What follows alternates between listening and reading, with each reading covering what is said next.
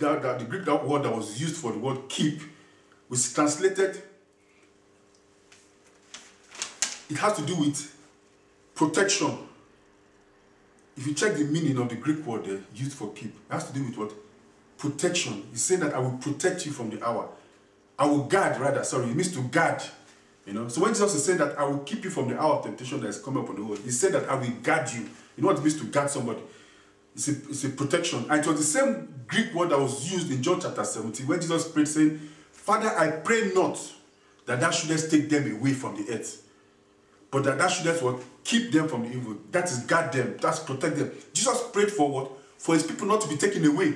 So if you are taken away at that time, that means you are not one of God's people.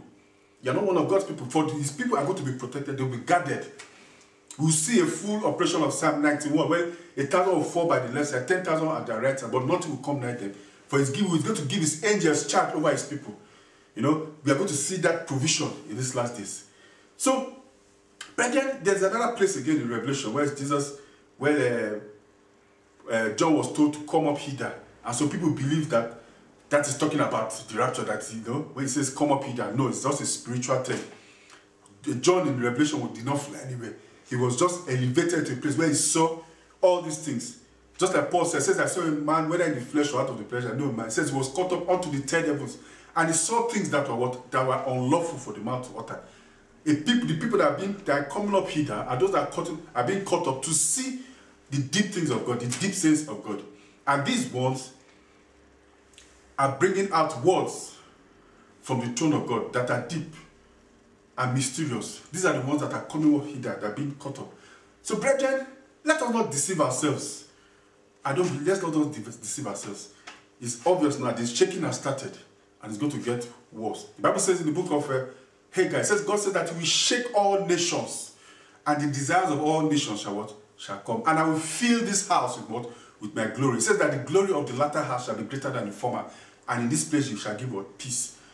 He will shake what? All nations, and the desire of all nations shall come. The desire of all nations is the Lord himself. And where is the Lord coming? He's coming in a people. He's coming in a people at the onset of the Great Tribulation. Then the coming of the clouds will be at the end of the Great Tribulation. He's coming in us first to do these mighty works, to do this mighty revival and this great harvest in the last days. Then the coming in the clouds is that which we see in at the end of the Great Tribulation. Let us prepare ourselves for this great event that is coming up on the earth. Let us not be deceived. How do we know anyone that is believing is going to fly anytime from now is actually denying himself of being part of that work that the Lord is doing at this particular hour? The greatest work that the Lord will do on this earth. He has not done anything as great as what he's about to do upon the earth. He says he will shake all nations, and the desire of all nations, he will fill his house with his glory. And the glory of this latter house shall be greater than the former. Have we seen the glory that is greater than the former? No, it is coming. And it's going to come at the onset of the Great Tribulation, according to what? Revelation chapter 12. This great work and this Great Tribulation will be preceded by a crisis in the Middle East. If you look at Daniel chapter 11, I think the last 10 verses, up to Daniel chapter 12, verse 1, was talking about people talk about the Middle East there. They're coming to the glorious land, you know. It says at that time, says Angel Michael will stand up, the prince that stands for God's people, and there shall be a time of trouble, such as was not a nation, even unto that time. It says at that time that people shall be delivered, everyone that is found written in the book of the Lamb for the foundation of the world. When Angel Michael stands up, he delivers his people. And what we see in Revelation chapter 12, when the kingdom is manifested, it comes with power, with great glory.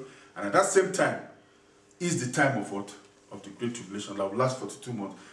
One of these days we'll break one of our messages. We are going to break down these 42, these events and relate them to the things that we are seeing right now, or the events that we are seeing right now on the earth.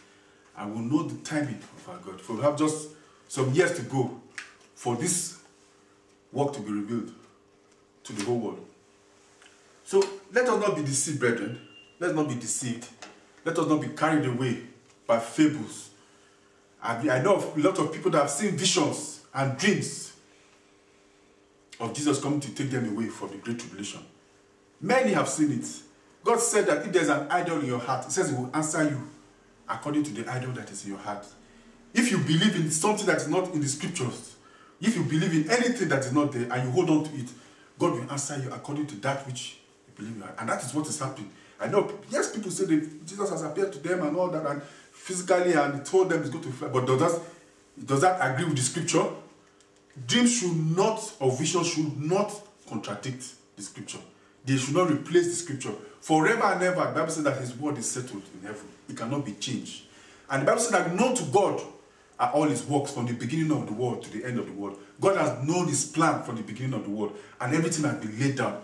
If you look at the book of Daniel, I think chapter 7 or 8 or 9, Daniel saw clearly the end time events. He saw the Son of Man come in the clouds of heaven after the Great Tribulation. He saw the beast making war, the little horn making war with the saints, until a time and times and half a time, which is the 42 months. He said, then he saw the Son of Man coming to take away that dominion, and that the kingdom under the heavens was given to the saints to possess. The saints did not come from heaven, they were already on earth. They didn't come at the end. It's there in Daniel chapter 7. You can go and read it. You know, he said the horn made war with them, with the saints, and prevailed until a times and times and times and a half, which is 42 months, according to Revelation chapter 12. Then he saw the Son of Man come with the clouds of heaven. He came after this 42 months. And what happened? The beast was given to the flame and destroyed, and then the kingdom under the heavens. And they was giving him a dominion and a glory that all peoples, nations, and languages should serve him. Daniel saw this thing even before it happened. So why are Christians believing something that is contrary to the scripture? Why? This doctrine of the rapture before the tribulation and or mid-tribulation is nowhere in the scripture. It cannot be found. It's a doctrine of error. Brethren, we have to repent of all these things. We have to repent of all these lies that we have been taught, and it's still being taught today. It's all error. We have to prepare for the times that are coming. For the end of the age is upon us. Praise be to the Lord.